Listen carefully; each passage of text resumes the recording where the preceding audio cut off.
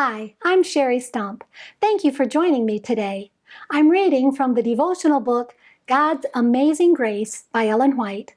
Today's reading is October 3 on page 284. The title of today's devotion is How to Grow. In 2 Peter chapter 3 and verse 18 it says, "But grow in grace and in the knowledge of our Lord and Savior Jesus Christ."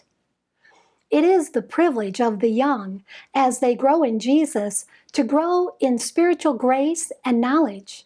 We may know more and more of Jesus through an interested searching of the Scriptures and then following the ways of truth and righteousness therein revealed.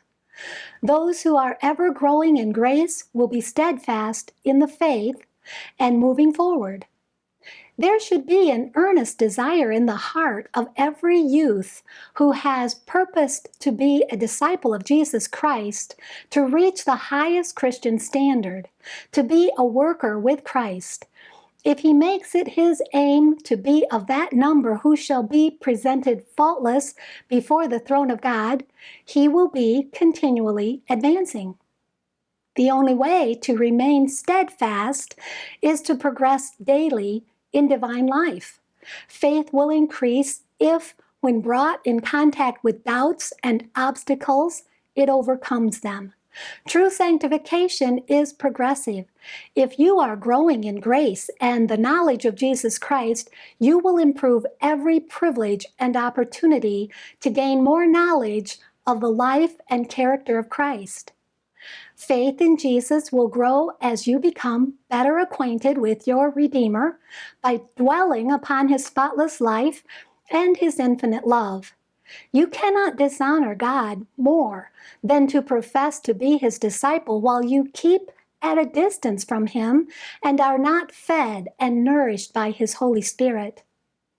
When you are growing in grace, you will love to attend religious meetings, and you will gladly bear testimony of the love of Christ before the congregation. God, by his grace, can make the young man prudent, and he can give to the children knowledge and experience. They can grow in grace daily.